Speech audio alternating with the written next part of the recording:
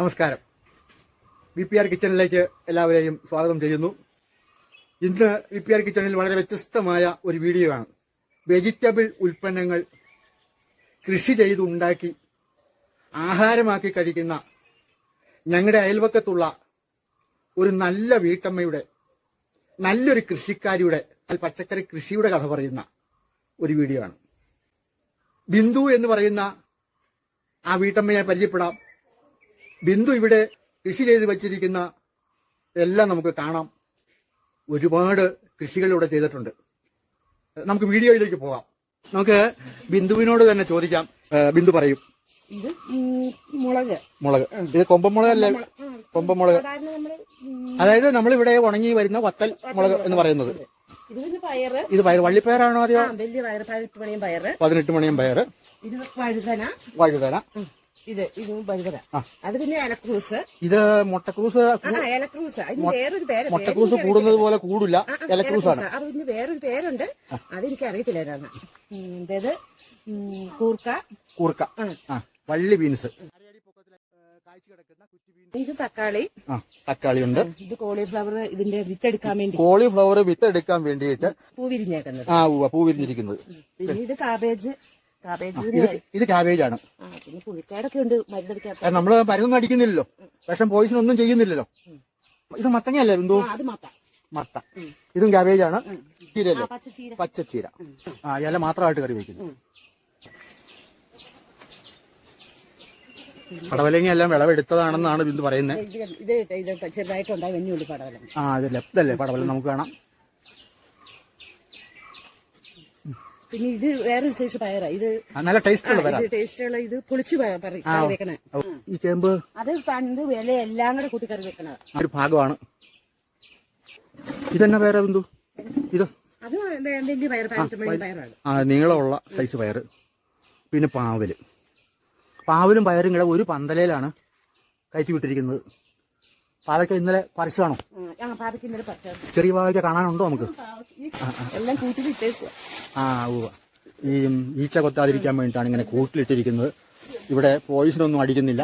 മറ്റേ വ്യാവസായിക അടിസ്ഥാനത്തിൽ ചെയ്യുന്ന പാവൽ കൃഷിയാണെങ്കിൽ നന്നായിട്ട് അവർ പോയിസണൊക്കെ അടിച്ച് കൊടുക്കും. നമ്മളങ്ങനെയല്ല, പോയിസണൊന്നും അടിക്കുന്നില്ല. ഇത് കണ്ടില്ലേ, നല്ല മുഴുത്ത പാവയ്ക്ക. അപ്പോൾ അത് കൂട് കെട്ടിയിടണമെന്ന് മാത്രമേ ഉള്ളൂ. നാരകമാണ്, അല്പം പഴയതായ നാരകമാണ്, ചെറുനാരകം. അതുകൊണ്ട് അതിന്റെ കമ്പെല്ലാം ഉണങ്ങി തുടങ്ങിയിട്ടുണ്ട്. നാരകം അങ്ങനെ പഴയതായി കഴിഞ്ഞാൽ പുതുക്കി നമ്മൾ കൃഷി ചെയ്യാറാണ് പതിവ്. നാരങ്ങ ഉണ്ടായി കിടക്കുന്നത് നമുക്ക് കാണാം. ചുവന്ന ചീര, വെള്ളച്ചീര, ചൊരയ്ക്ക. ഇത് നിത്യവഴുതന. ഡെയിലി കായ പറിക്കാവുന്നതാണ്. പിന്നെ ഇത് പാലക്കെന്ന് പറഞ്ഞൊരു ചീര. ഇത് പാലക്ക ചീര.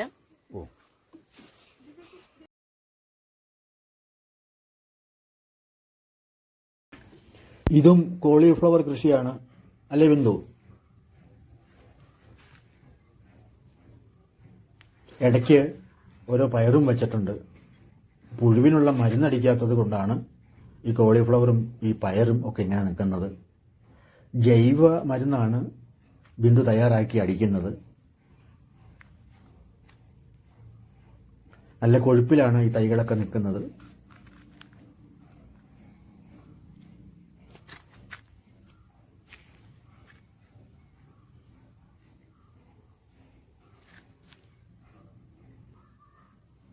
തക്കാളിക്കൊക്കെ നല്ല കൊഴുപ്പുണ്ട്. കഴിക്കാറായിട്ടില്ല, തൈയാണ്.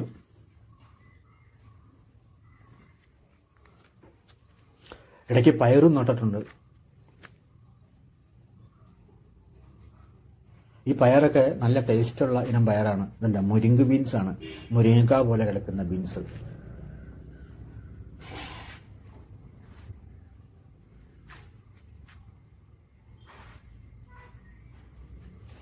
നല്ല നാടൻ പയറും ഉണ്ട്, ഇടയ്ക്കോടെ വച്ചിട്ടുണ്ട്. നല്ല നാടൻ പയർ. ചീര, നല്ല പച്ചച്ചീരയുണ്ട്. ഇതുണ്ടോ, നല്ല പച്ചച്ചീര. നാടൻ പയറാണ് ഈ കാണുന്നത്.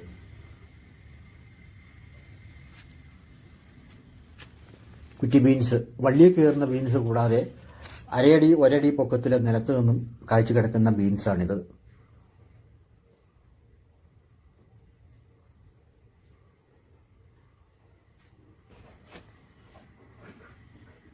ഇത് വേറൊരു ടൈപ്പ് പയറാണ്. കറി വെച്ചാൽ ഭയങ്കര ടേസ്റ്റുള്ള പയറാണ്. ചെറിയ പയറാണ്.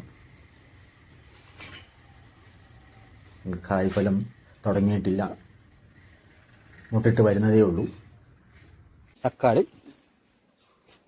തക്കാളിക്ക് ഇതിനൊന്നും നമ്മൾ പോയിസൺ അടിക്കുന്നില്ലല്ലോ. ഇല്ലില്ല, അതൊക്കെ ഇതായത് കണ്ട അതാ മരുന്ന് അത് മരുന്ന് എന്നാ നമ്മൾ ഉപയോഗിക്കുന്നത്? ജൈവ മരുന്ന്. ആ മരുന്നിന്റെ കാര്യം ഒന്ന് പറഞ്ഞു. ഒന്നേല് പിന്നെ വെളുത്തുള്ളി മഞ്ഞള് ഇത്ര അരച്ചെടുക്കും മിക്സിയിൽ അരച്ചെടുത്തിട്ട് 8 ദിവസമായി കഞ്ഞിവെള്ളം കൂടെ ചേർത്ത്, പിന്നെ അത് ഒരു കപ്പിലേക്ക് 10 ലിറ്റർ വെള്ളം കൂടെ ചേർത്ത് അടിക്കും. 8 ദിവസമായ കഞ്ഞിവെള്ളം എന്ന് പറഞ്ഞാൽ പുളിച്ച കഞ്ഞിവെള്ളം. ശരിക്കും പുളിച്ച് 8 ദിവസമായിട്ട് പുളിപ്പിച്ചിട്ട്. അപ്പൊ ഇത് നമ്മൾ പമ്പിനടിക്കും. പമ്പിനടിച്ചു കൊടുക്കും. പമ്പിനടിച്ചു കഴിഞ്ഞാൽ ഈച്ചയും അങ്ങനെയുള്ള ശല്യങ്ങളൊന്നും ഉണ്ടാവില്ല. പുഴു ഉണ്ടാവില്ല. 3 ദിവസം കൂടുമ്പോ അടിച്ചു കൊടുക്കണം. ബീൻസ് പിന്നെ ക്യാരറ്റ് പാകിയേക്കണേ. ഇത് ക്യാരറ്റ് പാകിയ കുഞ്ഞു തയ്യാണ് പറിച്ചു വെക്കാൻ വേണ്ടിയിട്ട് പാകി വെച്ചിരിക്കുന്നതാണ്. ഇവിടുത്തെ ഒരു ഗുണമെന്ന് പറഞ്ഞാൽ എന്തു പച്ചക്കറികൾ വേണമെങ്കിലും നമ്മൾ നട്ടു പരിപാലിച്ചാലുണ്ടാവും, കറക്റ്റായിട്ട് ഉണ്ടാവും. കാരണം കാലാവസ്ഥ ഇവിടെ വളരെ അനുകൂലമാണ്. നന്നായി കൃഷി ചെയ്യുന്ന ഈ ബിന്ദുവിന്റെ കൃഷികളാണ് നമ്മളിപ്പോ കണ്ടത്. ബിന്ദുവിന് ഈ കൃഷി മാത്രമല്ല, ഇവിടെ ഏലകൃഷിയുണ്ട്, തേനീച്ച കൃഷിയുണ്ട്. തേനീച്ചയുടെ ഭാഗത്തേക്ക് നമ്മൾ കടന്നിട്ടില്ല. ആ തേനീച്ച വേറെ രീതിയിലാണ് കൃഷി ചെയ്യുന്നത്. അപ്പോ ഈ തേനീച്ചയ്ക്ക് കൂടൊരുക്കിയത് എങ്ങനെയാ ബിന്ദു? എന്തുകൊണ്ടാണ് കൂടൊരുക്കിയിരിക്കുന്നത്? തെങ്ങ് വട്ടം മുറിച്ച് ചോറെടുത്ത് കളഞ്ഞ് അതിന്റെ മേളിലും താഴെയും പലകയടിച്ച് ഈച്ചയ്ക്ക് കയറി ഇറങ്ങാൻ പാകത്തിനുള്ള ഇട്ട്. അപ്പൊ നമുക്ക് എങ്ങനെയാ തേനീച്ച കൃഷി ലാഭമാണോ? തുടങ്ങിയുള്ളൂ തേനീച്ച കൃഷി. ഓക്കെ. അപ്പോ പിന്നീട് നമുക്ക് ഏലകൃഷി നമ്മൾ സ്ഥലം പാട്ടത്തിനെടുത്താണല്ലോ ചെയ്യുന്നത്. എങ്ങനെയുണ്ട് നമ്മുടെ ഏലകൃഷി? കുഴപ്പമൊന്നുമില്ല, നല്ല കൃഷിയാണ്. നല്ല വരുമാനമൊക്കെ ഉണ്ട്. നന്നായിട്ട് കഠിനാധ്വാനം ചെയ്യുന്നുണ്ടല്ലേ? കഴിഞ്ഞ പ്രാവശ്യം കാലാവസ്ഥയൊക്കെ മോശമായതിന്റെ കുറച്ച് അടികളൊക്കെ വന്നെങ്കിൽ വിലക്കുറവായിരുന്നു. അതിന്റെ മുമ്പിൽ പ്രാവശ്യമൊക്കെ നല്ല വിളവായിരുന്നു. ഈ അടുത്ത വർഷവും നമുക്ക് നല്ലൊരു പ്രതീക്ഷ നൽകുന്നുണ്ടല്ലേ?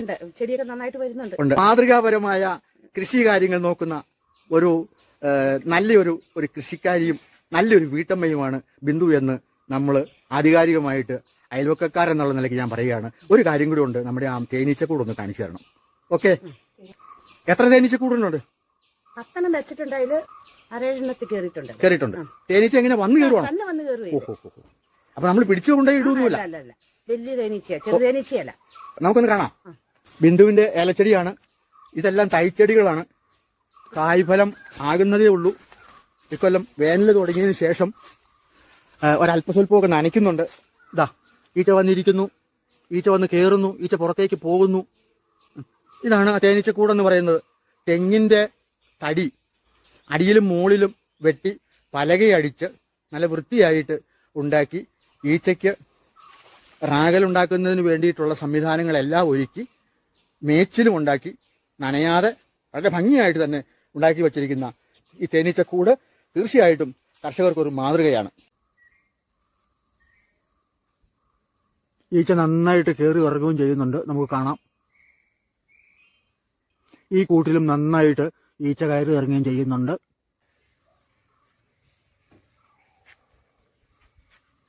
ചാമ്പങ്ങ കായ്ച്ചു കിടക്കുന്നു.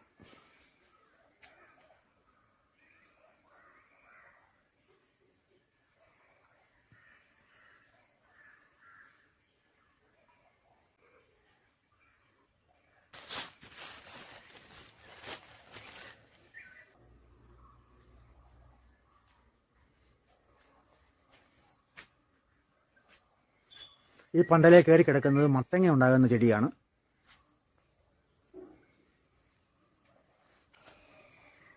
ഇതുണ്ടോ ക്യാരറ്റ് നട്ടുപിടിപ്പിച്ചിരിക്കുന്നത് കണ്ടോ? ഇതാ ബീട്രൂട്ട്, അതെല്ലാം ക്യാരറ്റാണ്. ഇതും ക്യാരറ്റാണ്. ഇത് ബീട്രൂട്ട്. ഇതല്ലേ കായ്ച്ചു കിടക്കുന്നത് വഴുതനങ്ങ. ഇതല്ലേ കോളിഫ്ലവർ ഉണ്ടായിക്കൊണ്ടിരിക്കുന്നു.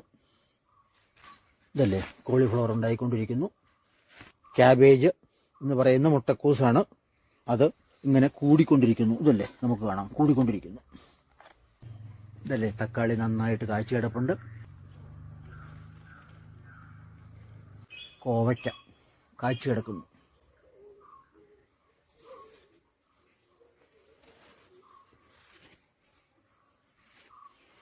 കോവലിങ്ങനെ പന്തലെ കയറ്റി വിട്ടിരിക്കുകയാണ്, എങ്കിലേ നന്നായിട്ട് കായ്ക്കുള്ളൂ. ക്യാരറ്റാണ്,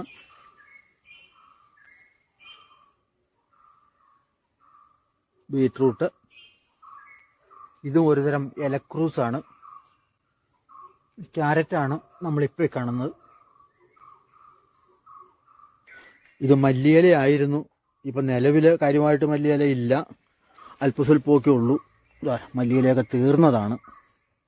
നല്ല മണമുണ്ട് കേട്ടോ, നല്ല ടേസ്റ്റുള്ളൊരു നാടൻ പയർ.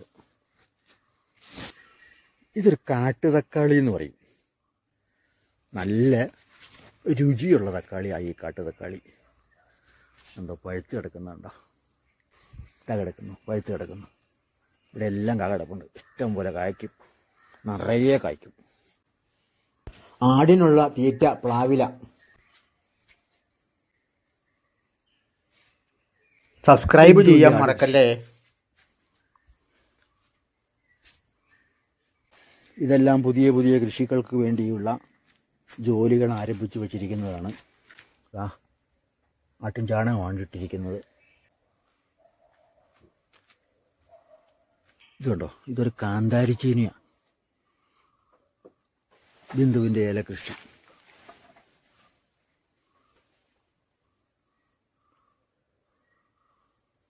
കുരുമുളക് പൊടിയാണ്.